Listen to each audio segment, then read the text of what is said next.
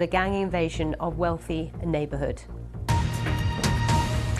SpaceX has carried out the latest test flight of its Starship mega rocket, which launched from the company's base in Texas. The test launch was attended by US President-elect Donald Trump, who watched alongside SpaceX boss Elon Musk. Now, it was supposed to be the second ever attempt to catch the rocket booster on its return to Earth, but that part of the flight was aborted. It instead splashed into the sea. Well, Ken Kremer is former research scientist and space journalist and blogger on the site Space Up Close. Welcome to BBC News. Do we know why they couldn't go ahead with their plans for capture? No, they haven't really announced anything yet. You know, they had to be super cautious with the president-elect there, and it's very possible that because he was there, if there had been an explosion, that it just would have been too close for the president-elect. So maybe they ditched it for that reason, but we don't really know. What we can say is, looking at the video, it looked like it was a perfect splashdown, so everything looked like it would have worked perfectly.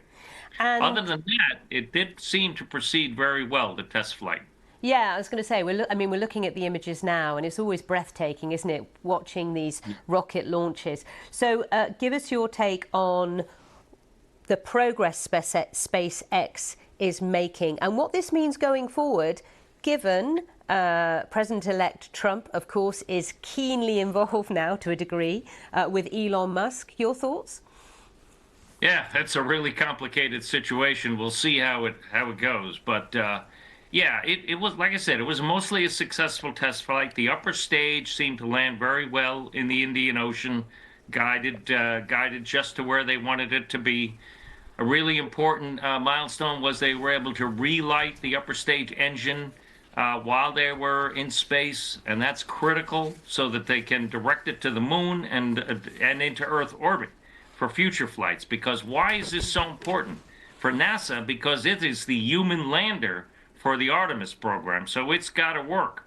And now the new president has to decide, is he going to continue the Artemis program? Is he going to change it? And with a Musk there, yeah, hopefully they will, because President Biden has been a strong supporter of NASA. Unfortunately, in the House, the MAGA Republicans cut the NASA budget by 10%, so that delayed a lot of NASA programs and science missions this year. So with Musk there, maybe he'll support it.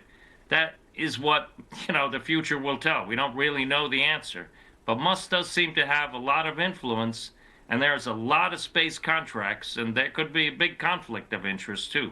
So we'll just have to wait and see. We will have to wait and see how it all plays out. But also the competition internationally is heating up all the time, with China making huge progress, India as well to a degree, and that does fuel the soon-to-be president, doesn't it, Donald Trump? He loves a competition, and he loves to be a winner. He loves to be a winner, and I'll tell you what, America needs to be a leader in space, because if we don't, just as you said, China is nipping at our heels. If we cut the Artemis program here in the U.S., the Chinese are moving ahead. They're not cutting anything. All right, they're going to land on the moon by 2030. They are testing new moon rockets and astronaut capsules to go to the moon. They're going to launch 2026. They have a space station there. We have one, but it's aging, the International Space Station. And it's going to come to an end around 2030, 2031. So the U.S. needs a new commercial space station, but that all costs money. And so that's where it's critical that the next president, Trump, supports space. Otherwise, the Chinese will take over. Ken, we're going to have to leave it there, but we appreciate your thoughts on that latest mission at SpaceX. And we will continue with our business news after this very short break. Don't go anywhere. I'll see you in a moment.